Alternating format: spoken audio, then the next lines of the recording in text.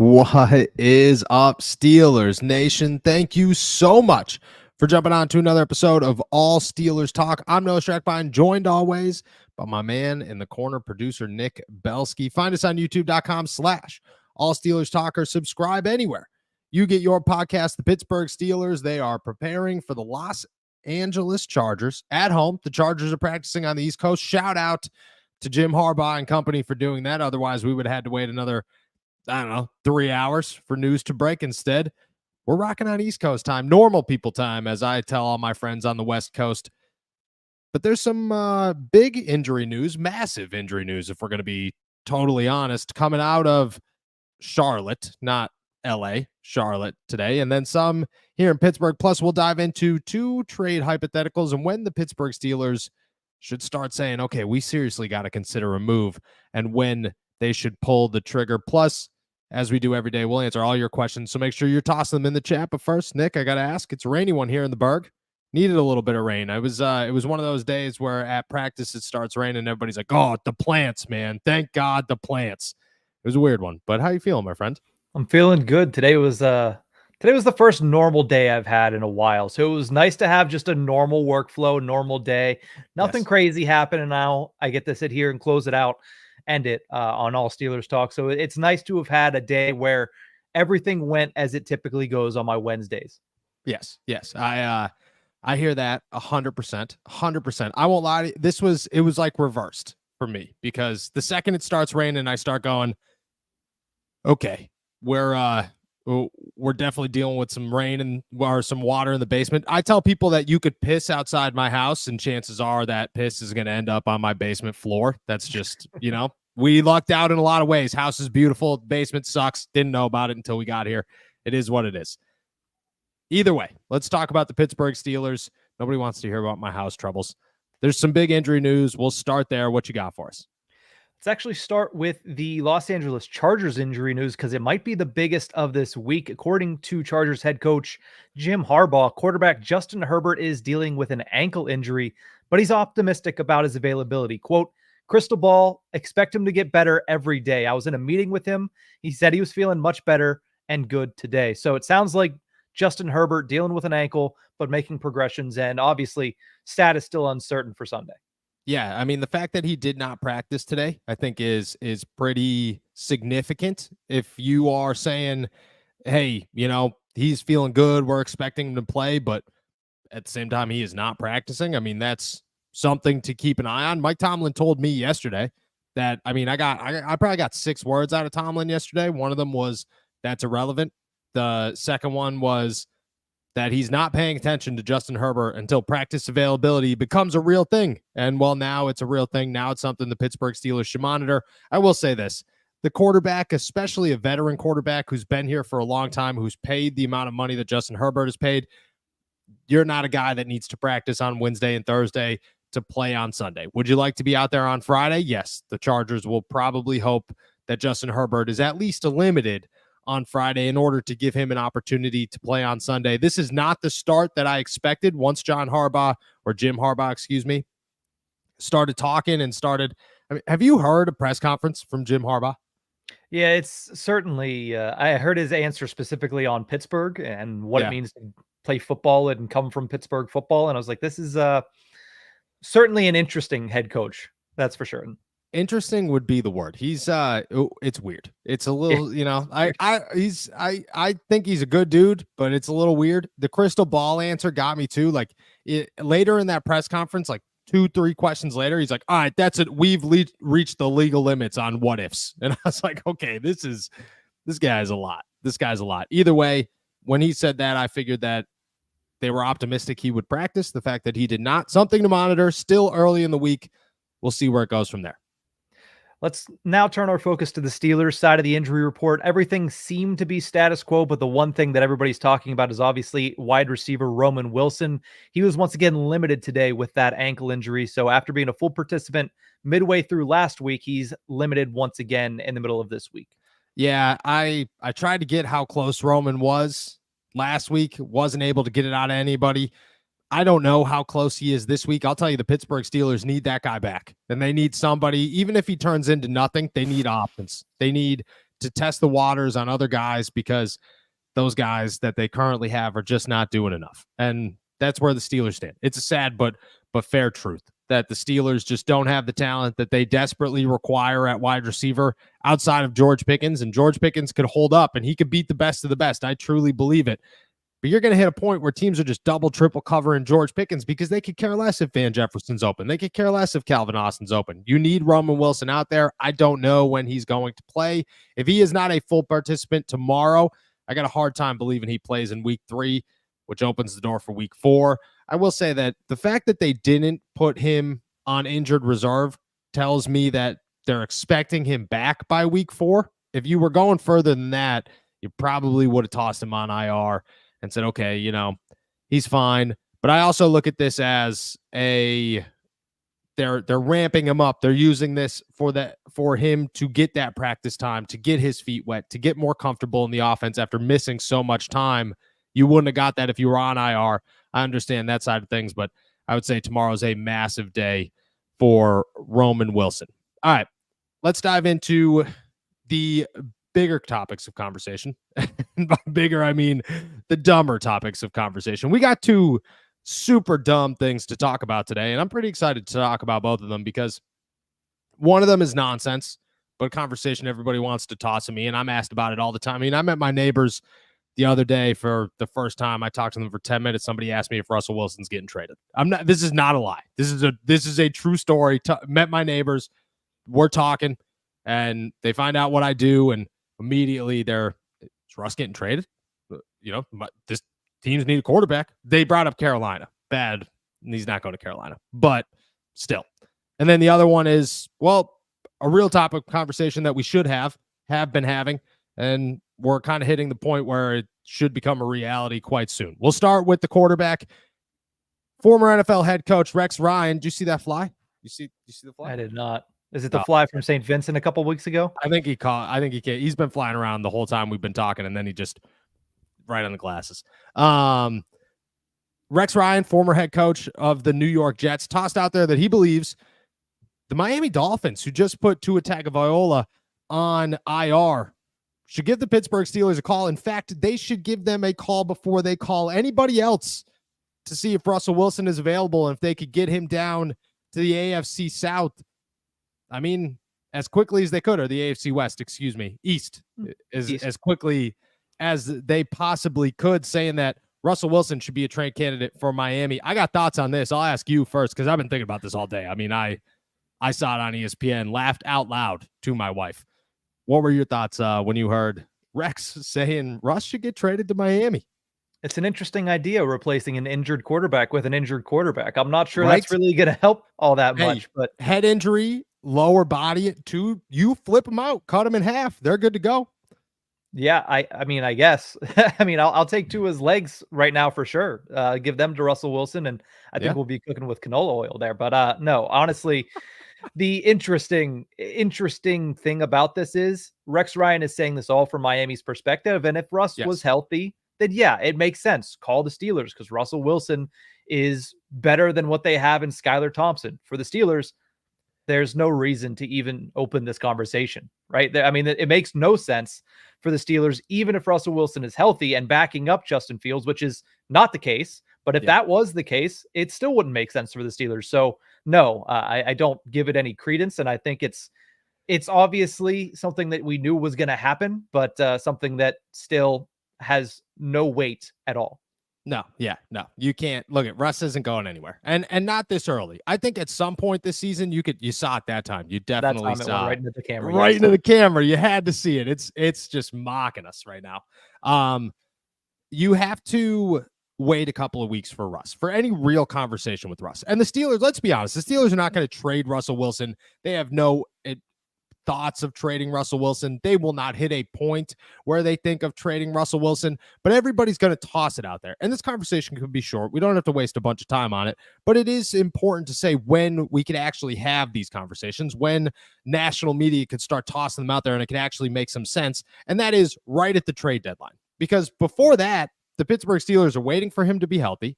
They are waiting to decide if Justin Fields is their quarterback or if they need to go back to Russ. And other teams are doing the same because Russ is not going to waive his no trade clause to go to Miami to play for a team for 4 weeks and then go on the bench because Tua, who just signed $250 million worth of contract, is not going to be the backup to 35-year-old Russell Wilson. It's just not going to happen. So roughly around the trade deadline, you could start talking, okay, this is Justin's team. Maybe the Steelers ditch somebody. Maybe they're comfortable with Kyle Allen, so on and so forth. Who knows? But right now, it's not a topic that even makes any sense because the Steelers are waiting on Russ. And truthfully, they're waiting harder on Justin to find out if he's anybody. And if he is somebody, well, then maybe Russ is going to waive that no trade clause and say, yeah, send me to Carolina. Yeah, send me to whoever needs a quarterback at the time, whoever goes down by week 8, because it will happen. It always happens. And if that's the case, there's a conversation to be had. But right now, a guy that's going to miss 4 weeks is not a team that will consider Russell Wilson because they're not going to give up the draft capital. And the Steelers are not going to ditch him to a team that isn't going to give up enough where this makes some sense. Because, yeah, he might be 35 years old and sitting on the bench, but he costs $1 million. And he's probably the best backup quarterback that you could have in the NFL right now. So you're not gonna ditch him for nothing. You're gonna ditch him for something if that something becomes an offer. But right now, it's just not. It's just, let's just be realistic. It's not a topic of conversation to have. Rex was funny when he talked about it, and you were making a good point that he made it from Miami's side of things, which made less sense because, you should call the Steelers, who currently have this guy on the bench inactive for 2 weeks because, well, he's just not healthy. So it's almost as if he wasn't even paying attention, tossed out a name out there, felt good about it. And if he hasn't really paid attention, and I don't know if you've paid attention, but Pro Bowler Snoop Huntley is the quarterback in Miami right now, the backup quarterback, obviously, to one of 2 quarterbacks who have survived the 2022 NFL draft, Skylar Thompson. I mean, Miami's got to figure it out, my friend. Miami's got to figure it out. I'm saying Russ ain't going nowhere. Definitely not going to Miami. Not waiving the no trade clause. And the Steelers, they're not considering a quarterback trade until at least week 8, maybe week 7. But it's just not happening. It's not happening. All right. The other side of this is the good one. This is the topic of conversation that I think can actually go somewhere. And you could look at this and say this is becoming added pressure. There is added pressure. It's becoming more of an urgency for the Steelers. And that is the Steelers are hitting a point where they should consider a wide receiver trade. And somebody tossed this out there the other day on this show. We talked about it. Then we talked about it again yesterday. Today, we're going to talk about it 3 days in a row. The trifecta of Adam Thielen. Unhappy in Carolina. It's very evident that everybody is unhappy in Carolina. Unless they come out and score 60 points against whoever they are playing in week 3, I'm sorry, but they will immediately start jumping ship. They will trade everybody and anybody that they possibly can. And if the Pittsburgh Steelers are serious about a wide receiver, they should call and see if Adam Thielen is available. He is a veteran. He is a proven Pro Bowler. He makes plays in this league. He is a reliable set of hands. He can still get open. And quite frankly, he's 10 times better than anybody else you have on your roster outside of George Pickens, Pat Freiermuth, and maybe Darnell Washington. But, we'll talk about that in a different way. When it comes to Thielen, I think that is a great sleeper option for the Pittsburgh Steelers. But I also think that the Steelers are hitting a point right now where week 3, week 4, we're starting to get to the point where turnover is going to happen. You got to make moves. The Pittsburgh Steelers are somewhat putting themselves in a corner to where it's, okay, after Sunday, we're halfway to the trade deadline. You have 4 weeks to get things together, to make a move, to find a trade suitor to bring in a wide receiver.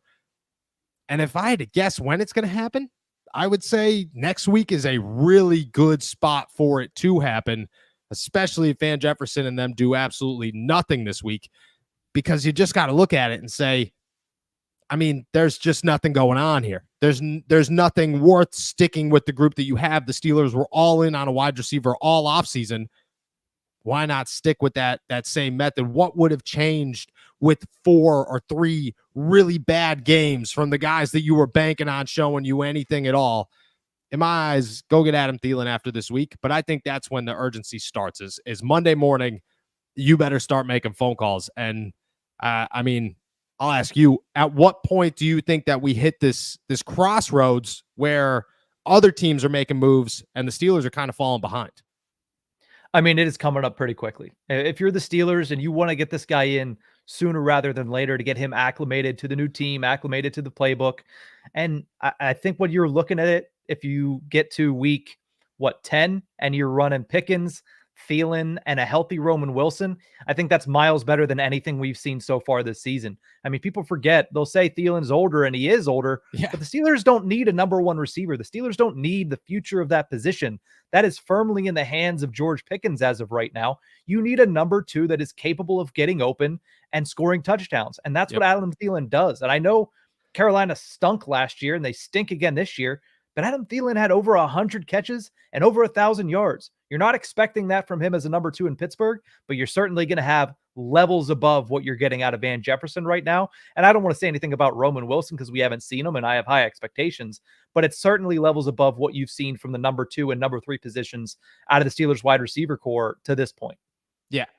Adam Thielen is a sneaky one on a list that's probably much higher than you expect him to be.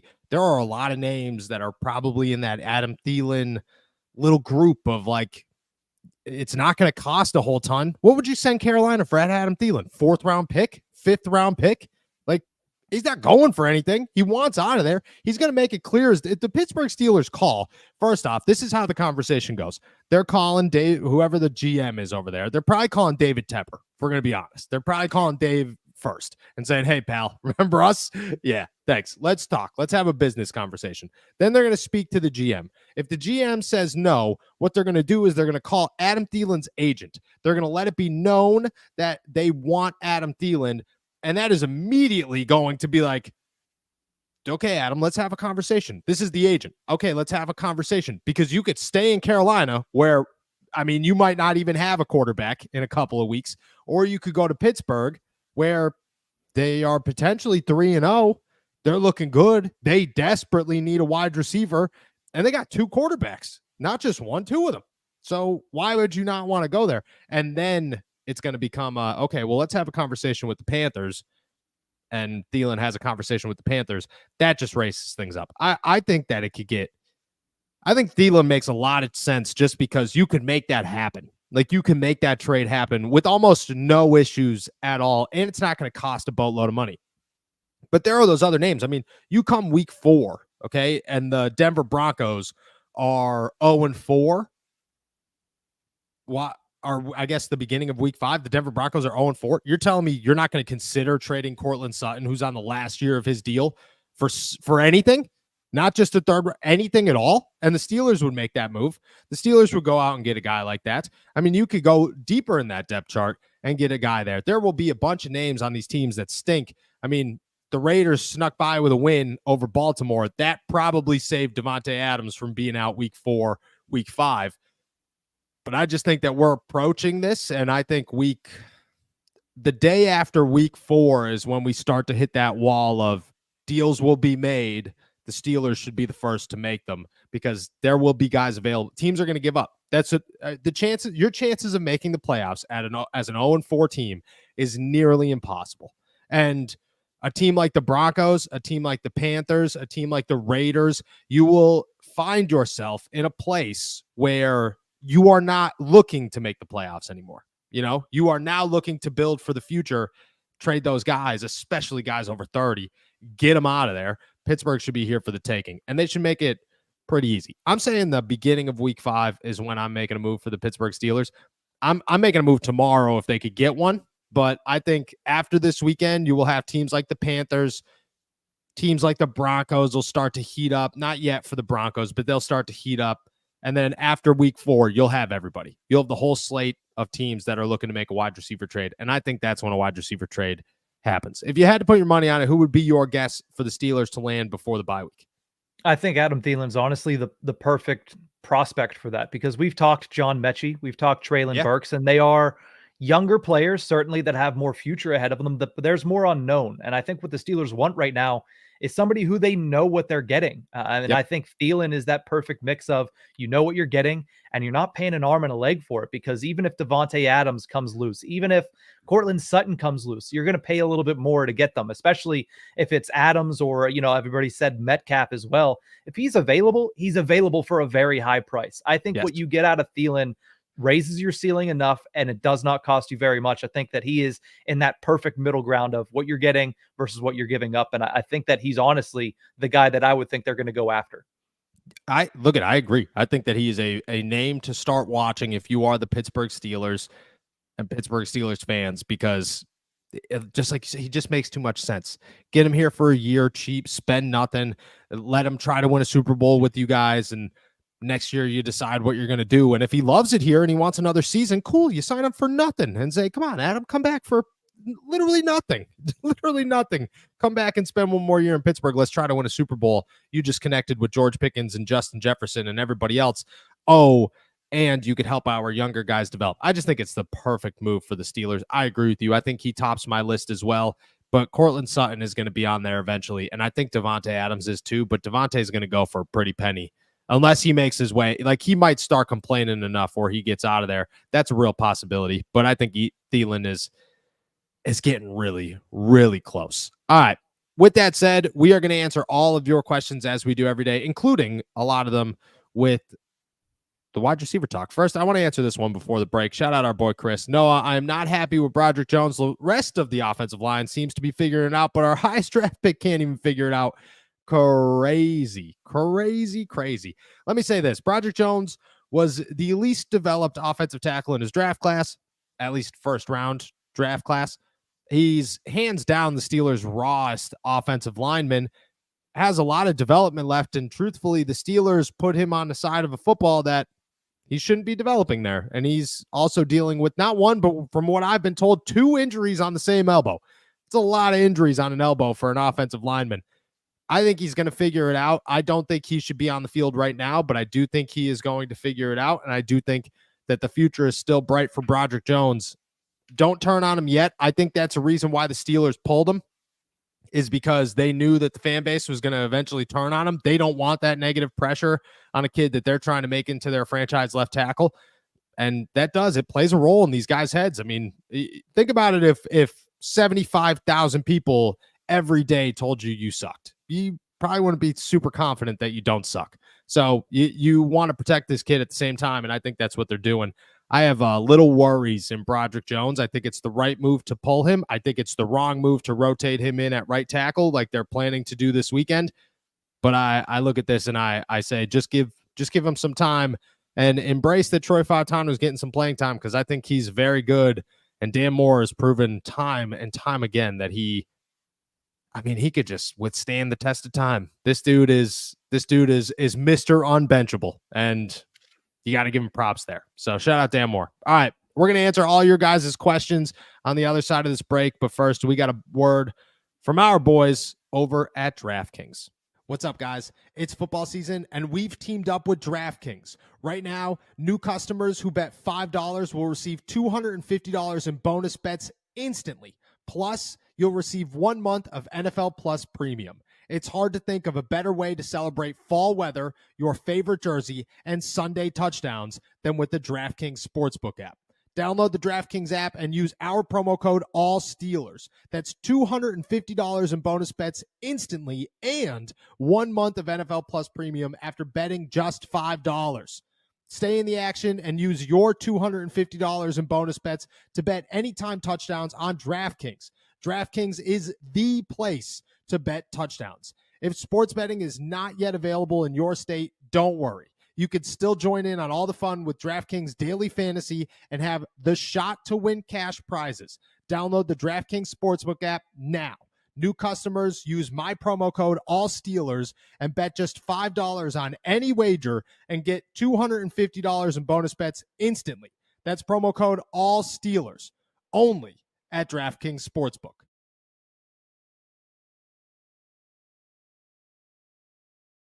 I can't give you all the ingredients to the hot dog. You might not like it.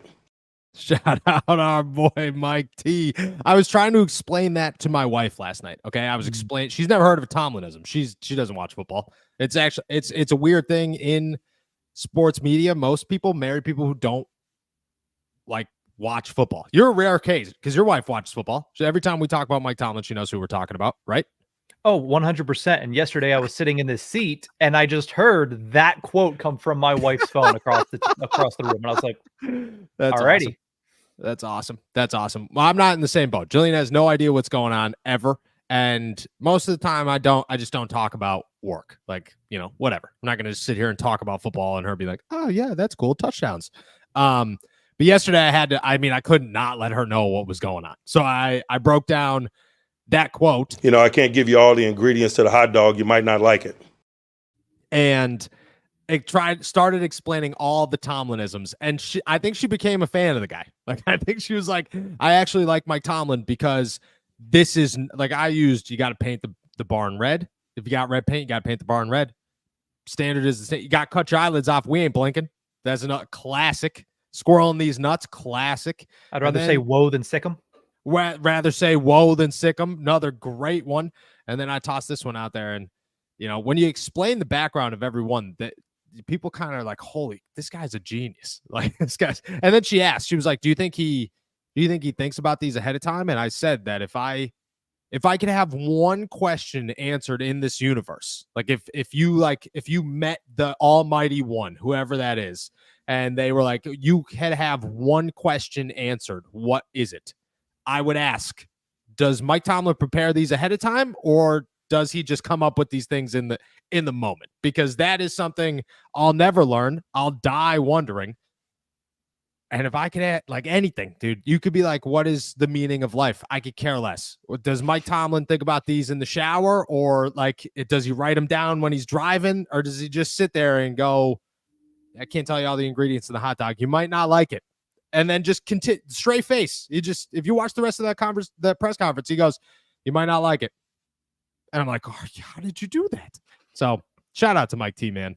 Shout out to Mike T. All right. With that said, let's dive into some questions. If you guys have them, please toss them in the chat like we do every day. We'll answer all of them before we head out of here. What do we got? Yeah, let's start with this one from Nate Moore 10. He wants to know, do you know the ingredients to the hot dog and do you like it? I have no idea what's in a hot dog. I remember the documentary that came out. No, that everybody watched. There was like a documentary like 7 or 8 years ago. Everybody watched it. Everybody was disgusted. I avoided it because I like eating hot dogs on the 4th of July and during the summer months. But so some people know, and apparently they didn't like it. I mean, I could care. Like, who cares, dude? Somebody told me it's cow butt, and I was like, yeah, whatever. Or it's pig. So pig butt. And I was like, yeah, man, I could care less. Like, whatever, dude. It's going in my stomach, and it hasn't killed me yet. So we're chilling. I don't know, and I don't think I want to know, but I'm all about it. You know what I mean? I'm all whatever they put in it. I'm cool with it. They taste good. Let's go over to Demetrius, who wants to know, do you consider George Pickens a top 10 wide receiver? And if not, where do you put him? I would put him top 10. I would put him top 10. I'd have to break him down, especially going back and I'd have to really sit down and see what the numbers are for every other wide receiver. So I'm not going to sit here and say he's 2, he's 3, he's 5, whatever. But I will say that I'm very confident he's top 10. And I think by the end of the season, his performance alone is going to put him, in a place where next year it could get even crazier. And you got to remember, this kid's young. He's 22 years old, something like that. He'll be 23 entering his contract year. That's just crazy. So I would say top 10. Yeah. Let's go over to Gian, who wants to know, is it time to start holding Mike Tomlin accountable for not opening up the playbook or allowing Arthur Smith to? 100%. 100%. I mean, if you go back and watch the second half of that game, if you've watched any Steelers game in the past 15 years, you know that Mike Tomlin looked at Arthur Smith in that second half and said, stop trying. We're just going to win this game. Do not lose me this game. That's what he said. That's exactly what he had to say, because Arthur Smith went from a decent looking offense with decent downfield passes and really starting to open things up to, we are running the football. We are getting very predictable, and we are just going to be as conservative as humanly possible. Why? Because, well, we're afraid to do anything else. And we're going to win this game through our defense and our run game. And that works a lot of times, but an offensive coordinator would tell you, dude, we got to switch it up. You got to take some chances. You got to open up the run game with the pass game. And Mike Tomlin doesn't know how to do that because he's not an offensive coach, and he's never been good at being an offensive coach ever. That is so out of the realm of what he can do well as a coach that he shouldn't even be involved at all. But I would say the second half is on him more than it's on Arthur Smith. So yes, I think you do have to hold him accountable.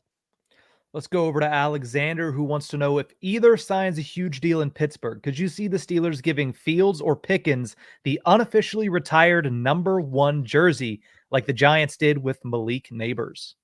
No, it's not an unofficially retired number 1. It's a Art Rooney will not allow somebody to have number 1 because that number 1 represents one person and not the team. So it's not a Gary Anderson thing. It's a Rooney thing. It's a Rooney rule where the Steelers are not going to give up the number 1 simply because they want everybody focused on the team, not themselves. And they kind of feel that's what it represents. So the easy answer there is no. Let's go over to Vibin with the Dogs, who wants to know, is Russ's injury worse than being let on? From limited clips, it still looks like it could be a while. Is IR still a possibility? So IR is not a possibility simply because they're going to keep him as the inactive, doesn't take up a roster spot, and can still be the emergency quarterback on Sundays. And that's the smart way to go about things. Like, you just don't want to find yourself in a situation where you are out of quarterbacks and Cordero Patterson or Najee Harris or whoever is lining up there trying to do something. I do think Russ's injury is worse than expected. I don't think he's going to be back this week or maybe next week, just because there's been no steps forward since the aggravation. And you have to wonder when those steps forward will come. Until they do, until that first full practice, I got a hard time envisioning when that first full practice or when that game will come. In my head, yeah, it is worse than being let on. I don't know the severity of it, but a couple of weeks ago, Russ kind of let us in on it's a strong injury, and I mean, I took that as more serious than they anticipated. Casey Benson wants to know, how worried are we with the Bosa and Mack coming to town with our offensive line having question marks? Yeah, I mean, and don't forget, former Pittsburgh Steeler first-round pick Bud Dupree will be in town this weekend as well. I mean, definitely worried. It's by far the best defensive line, that the Pittsburgh Steelers have played. It's the best defense that the Pittsburgh Steelers have played. The Chargers are a real team. They're a real team with a real coach right now, and I mean, that's huge. The Chargers have not been impressive, but they've also spent the last 4 years with Brandon Staley, who's atrocious, just a terrible head coach.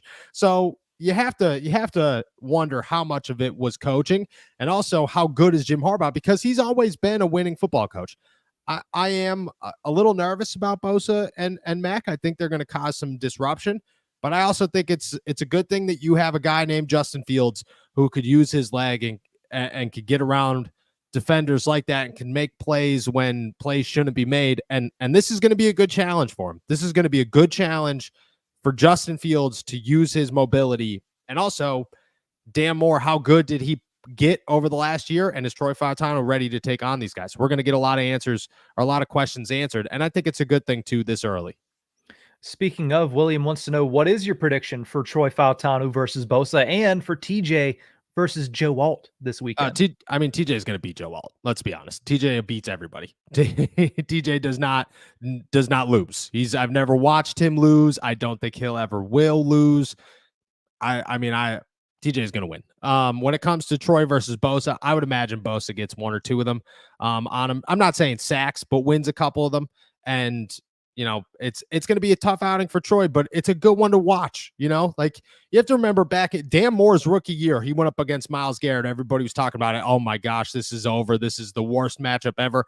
And he held his own. And from there, I think you kind of saw him get the confidence to say, like, yeah, I could beat these guys. And I think that's an opportunity for Troy this weekend as well. You are muted. Sorry about that. Let's move over to Steven, who wants to know, if the Steelers beat the Chargers without Herbert, won't that mean people will still hate on the Steelers and put an asterisk next to this game? I think you put an asterisk next to any game where the star quarterback is not playing. Like, Yeah. that just comes with football. Like, if you beat the Chargers without Justin Herbert, you still won. It's still a victory. And you could look at the offense and say how good the offense was.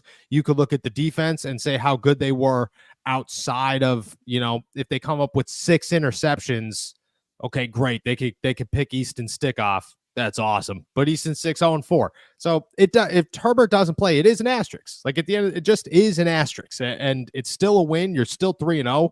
That's awesome. There's no downplaying that at all. But the next time, if there's a next time you play the Chargers, it's a different Chargers team than what you played in week 3. And everybody in that locker room would agree with it. Let's go over to Big Mabe, who wants to know, what real trade pieces do the Steelers have? Can we get something out of Isaac, or is all we have to offer draft picks?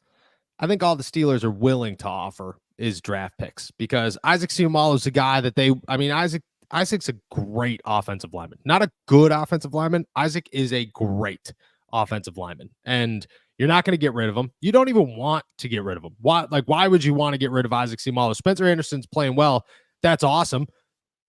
You still want Isaac Seumalo. You're going to pick Isaac Seumalo over him every time. And then maybe next year you move on and let Spencer get that spot there. But I think you want Isaac. I mean, you could talk James Daniels. You can talk, there's some safeties now, and maybe DeMonte KZ, but he just came up with an interception to seal a game against Denver. So there really isn't anybody. If you're going to really look at it, Dean Lowry, maybe, if somebody's willing to offer anything for that guy, but he hasn't played in 2 weeks, so you don't even know. But overall, no. The answer is no. The Steelers are sticking with just draft picks right now, and if they're going to trade, they're going to trade with draft picks. Let's jump into this long list of wide receiver questions, starting with Chris P., who says, instead of another slot receiver like Thielen, how do you guys feel about trading with the Packers for Wicks or Watson? I like Wicks or Watson. I think they're both bigger question marks than Adam Thielen. Like, Christian Watson has not turned out to be the dude that the Packers have wanted him to. And I think he's got a ton of potential, but he just hasn't turned into that guy. Wicks is still young and definitely developing. And you just don't know if these guys are going to play just as well in a different offense when, Matt LaFleur knows how to make good offenses. He's a good offensive coach. And I'm not saying Arthur Smith isn't, but maybe Matt LaFleur's offense isn't Arthur Smith's offense, and maybe it's not going to match. So those guys, I think, are bigger question marks than Adam Thielen is. And if you're going to get somebody, I believe you look at it and say, go get somebody that could be here for a year, maybe more, but you'll take him for at least this season. And he's got to be proven. Like, he's got to be a guy that you're going to come in here and get better play than what you had. You're not going to take a risk. Let's go over to Samuel, who wants to know, is getting Deontay Johnson back a real possibility? No. Just in the words of Mike Tomlin, no. They wouldn't go out and get him. They traded him for a reason. Maybe if the trade deadline came and they really desperately needed a wide receiver, but I just look at it and say they have a good thing in George Pickens. They got rid of Deontay for whatever reasons they wanted to get rid of Deontay for, whether that was attitude or not. I don't think that they have the intentions of bringing him back. Let's go to Luke Nessie, who says, what about going after Tank Dell? Tank Dell would be awesome, but let's be honest, the Houston Texans are not giving up Tank Dell. I get that he hasn't done much this season. I still don't think they're giving up Tank Dell. Like, you'd have to offer an arm and a leg for that kid, first of all. And with Stephon Diggs being on his last year of his deal, I'm pretty positive he did not sign an extension this offseason. You're banking on Nico Collins and Tank Dell as your future. I don't think they're going to get rid of him. Curtis wants to know about a Steelers receiver that's already here, says they don't throw the ball to Calvin Austin. Why is that? He's not open. He's just not open. Like, you go back and watch the tape, there are a lot of plays where there is literally nobody open at all. You're just sitting there going, all right, Justin Fields got to make something happen, but there's nothing to make happen, especially on those sacks. I will say Justin Fields has not gotten himself sacked once this season. He just hasn't had people open, and that's the problem. Calvin's not getting open. Let's go over to Scott Atkins, who wants to know, if Justin Fields plays well this Sunday and leads the Steelers to a victory, Will that change the narrative on him, or does that start the bandwagon for Justin Fields? I think it starts to turn the corner, depending on if he takes a step forward.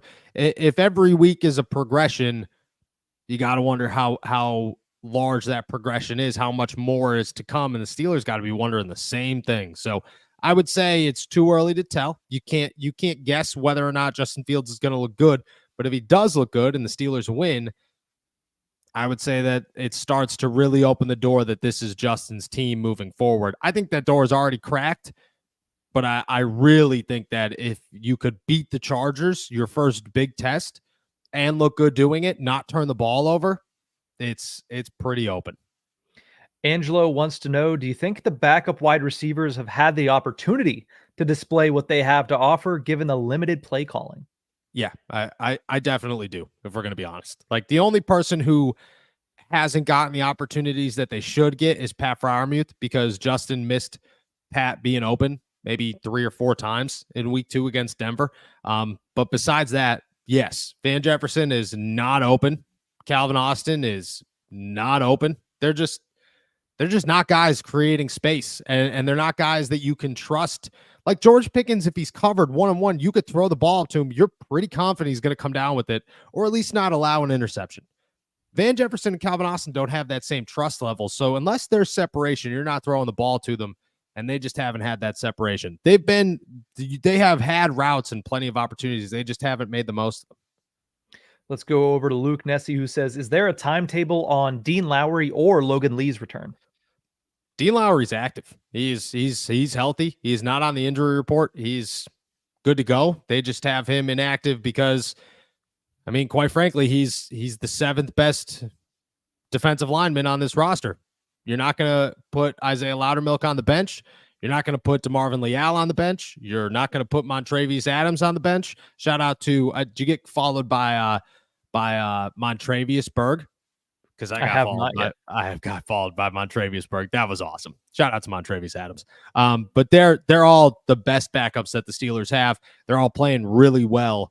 So Dean just doesn't, you got to make guys inactive on Sunday, and he is unfortunately a guy that is going to be inactive on Sunday. I will say this week there's a bigger opportunity for him to be active simply because LA is a running football team. And he's a run stuffing type of guy. So maybe you shut down a name like Montravius Adams and instead keep a Dean Lowry. But I mean, we'll see what happens. Let's go over to Gino, who says the Chargers allowed Chuba Hubbard to get 6.4 yards per carry last week. Do you think people are overrating their defense? I mean, yeah. But I also think that, when I think when you're playing the Panthers and they're losing, you have to expect them to throw the football. So maybe it was by design. That being said, Chuba Hubbard's in Carolina, correct? He is. Okay. I'm just yesterday, the Greg Roman thing threw me off. I was talking about that all day today. I was like, I can't believe that one slipped my mind. But I don't know. I'm not going to say no simply because I think LA's defense is stout and has 3 really good levels. So I don't want to say it's overrated and that come back to bite me in the butt. 6.4 yards is impressive, but you just don't know how that went about it.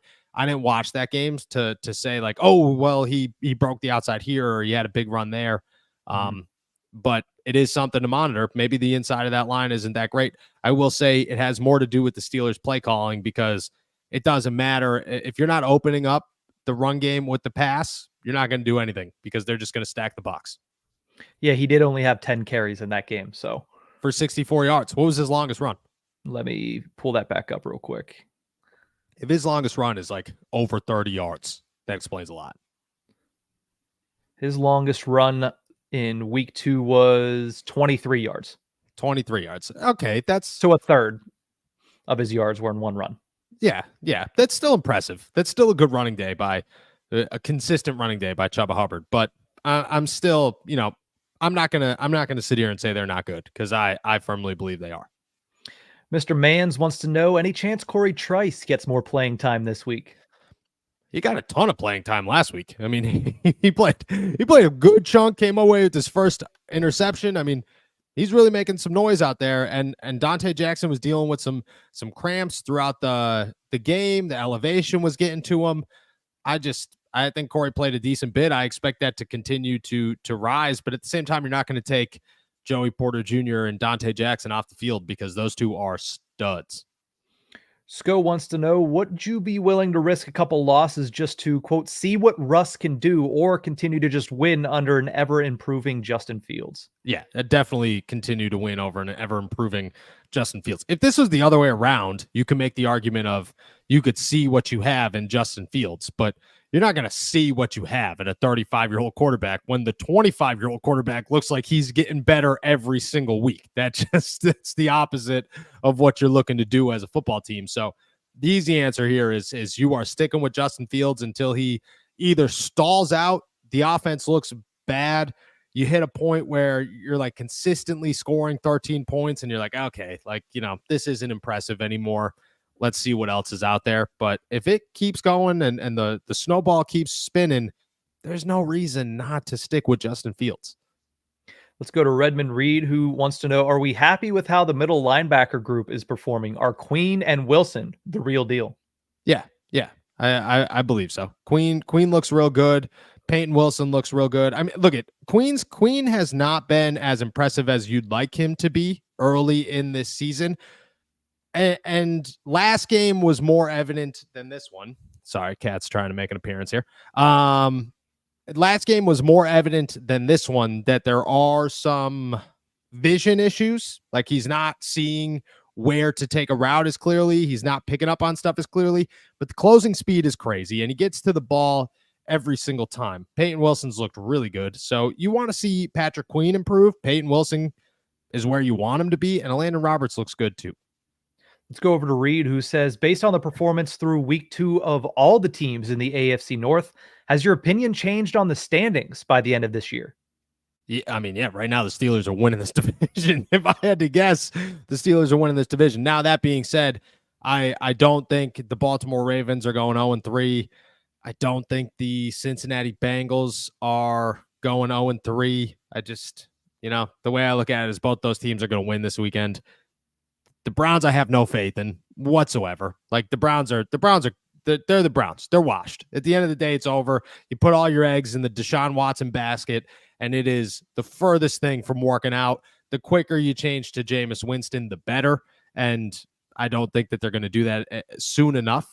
But I do think that the Steelers have a good lead, and they could keep that lead, especially if they could get through it with this front half. If they could have a 2-game lead going into the back half of the schedule, that's when they could take advantage of this because they play all of those teams twice.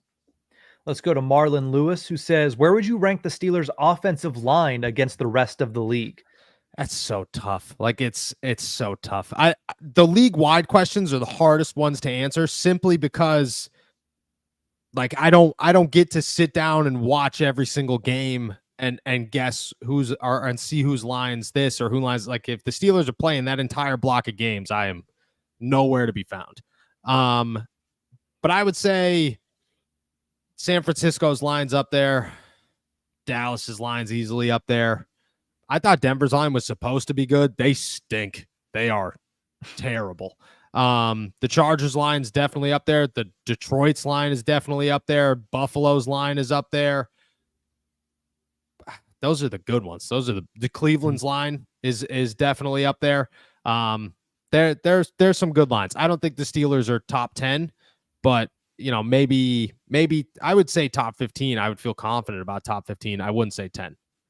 Let's go back to Angelo, who asks, given the wide receiver struggles, why hasn't Pat Freiermuth been more of a feature? Pat was open.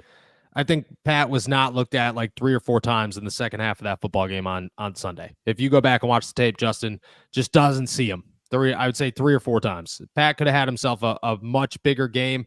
He's actually playing very well. The ball's just not coming his way. But he's open a large chunk of times. I don't know what read he is on any of these routes. They should make him the second read every single time. I think he should be featured more, but he is playing well. Let's go to Big Mabe, who says, what's up with Cole Holcomb? Is he returning this year? I feel like Peyton Wilson has been playing very good.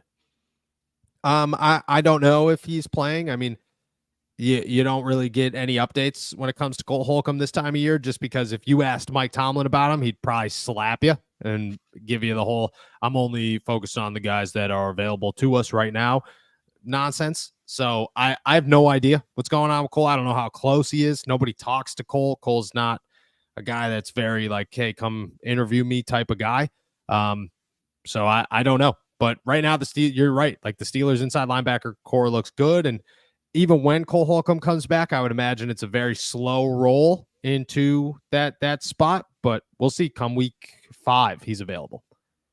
Let's go to Sko, who says Justin Fields is known for unlocking obscure receivers like Darnell Mooney and Cole Kmet. Which Steelers receivers would you choose for Fields to potentially unlock this season? I mean, he's already doing it. George Pickens. He's unlocking. Let's take a collective minute to agree that even in George Pickens' craziest games last year, he did not look nearly as good as he looks the 2 games this season. Like he looks like he could beat anybody in the league. He looks like there are no corners that can stop him. Him and Justin Fields have a crazy connection.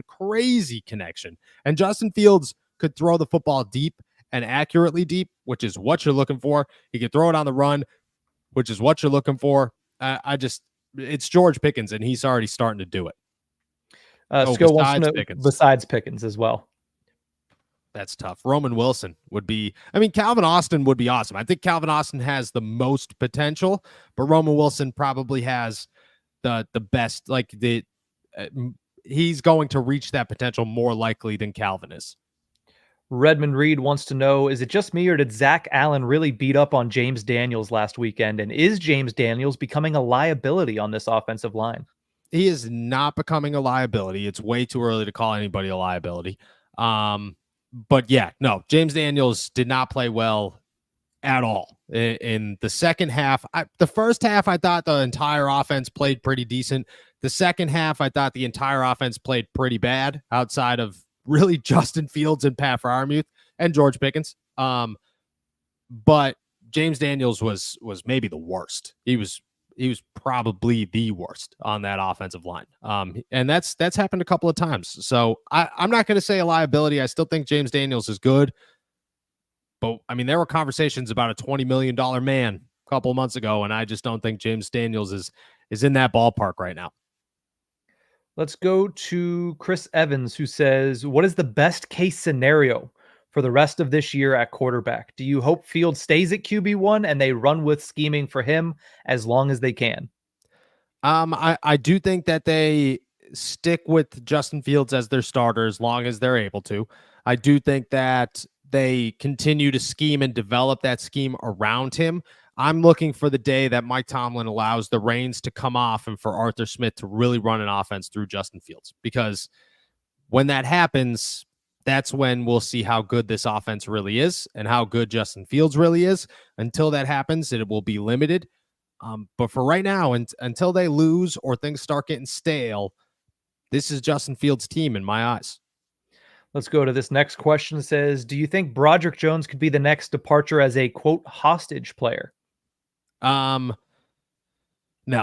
I don't. I think this is like hey, this is a setback, learn from it, grow from it, and see what happens. Dan Moore would have to sign an extension, and the Steelers would have to kind of shut any hopes of Broderick down, but I just don't think they're going to do that. I really don't. I think they're going to work with Dan this year and see what happens. And don't get me wrong, like right now, if the offensive line is fantastic at the end of the season, I'm keeping Dan Moore around. That's crazy to say, but I'm keeping Dan Moore around. And maybe for a 1-year deal, who knows? But that's my thought process there. I don't think Broderick is out of anything. I still think he's the future of that position, and the Steelers view him as it. Randy says, would you like to see Darnell Washington become that Eric Green type of player sometime this year? Yeah, I would love to see Broderick continue to develop. I thought he looked good last week. I thought he's looked good all season. I'm excited to see where this goes. I think it's just the beginning of Darnell Washington. And to get that, to unlock the outside back shoulder throw, I'm all about it. So I think Darnell's got a lot of growth in front of him. Let's go over to Marlon Lewis, who says, do you think Tomlin will only show the true offensive potential if the Steelers get behind or if the game calls for it? Right now, our defense won't give up much, and there's no need to open it up. I agree that you don't need to get crazy, but you also shouldn't get as conservative as the Steelers got last week. there's a line, and I think the Steelers crossed it by a mile. Like, how bad things looked in the second half of last week, if they didn't win, it would have been because of that. Like, it wouldn't have been because the defense gave up 2 touchdowns. It wouldn't have been because, somebody got tired or somebody got hurt. It would have been because Mike Tomlin shut the offense down and said, don't lose us this game. And you can't do that. Like, there are ways to keep things flowing without shutting it down. Mike Tomlin's got to learn how to do that. And to be quite frank, he's got to just give up the power and allow Arthur Smith to do that, because that's his job, is to come in here and do that. And I don't think you got to throw everything out there, but you could still play and look to score and look to win, and maybe shut these games down a little bit earlier while still developing your offense. Let's go to Lifted Ones, who says, why does it feel like the designed runs for Fields work less than when he's just improvising? I don't know. I don't know. I think it's because defenses aren't prepared for him. Like, his run around the edge. If you have an inside linebacker that's spying him and takes the wrong angle, Justin Fields is going to get that first down. He's going to beat him to the edge. He's faster than all those guys. Whereas in design runs, unless they develop the right way, are, I think, a little bit more tricky, to be honest. But also, the Steelers haven't run a whole ton of them. They've only really run like the read option. And the read option's great, but let's get some quarterback draws in there. Let's see what's going on. But I truthfully think that Justin Fields is better improvising, simply because he works better in space than he does. Like Lamar Jackson can make 4 or 5 guys miss in the backfield. And I think Justin could too, but Justin's not Kyler Murray. He's more Justin Fields, where it's, he's going to outrun you. He's going to make a move in space and get more yards, but he's probably not going to, run around the backfield and do a bunch of crazy stuff time and time and time again. And I think that's why it happens. We got 2 more questions here. Let's start with Redmond Reed, who says, how secure are we feeling with Corliss Waitman in the holding and punting game? I mean, he looked like a stud in Denver. So you gotta shout out Corliss Waitman. He looked real good. I got no worries about him. And let's finish it off with this one from Richard Hunt. He says, at what point are we going to win a game and not feel like we're going to have a heart attack each week? Yeah. That's just Steelers fandom, I think. That's just the Steelers way, like the Steelers don't do that. I would say the day Mike Tomlin retires, probably, that would be my guess. The way I look at this is that's the game Mike Tomlin plays. Like, he does not care about winning by 30. He just wants to win. And when he takes the lead, he's just, let's just win this game. Let's just win this game. The one thing, Mike Tomlin does not give up a bunch of comeback victories, which you got to give him credit for. He's not a guy that goes into halftime up 2 touchdowns and loses that game. If you go into the fourth quarter with a lead, chances are Mike Tomlin's going to finish that game with the lead. He knows what he's doing. It's not fun to watch, but he knows what he's doing. And that's a Tomlin thing. Like, that's going to stick here until Tomlin's gone, unfortunately. That's a wrap for today, then. Awesome. With that said, guys, we are heading out of here. Thank you so much for jumping on to another episode of All Steelers Talk. Make sure to subscribe to us on YouTube, youtube.com/All Steelers Talk. Check us out anywhere you get your podcasts. And as always, find all of our work at si.com/NFL/Steelers. We will be back tomorrow with more Justin Herbert updates, more Pittsburgh Steelers injury updates, and obviously the biggest news of the day. With that said, as I say every day, enjoy another beautiful day in the Berg. Peace.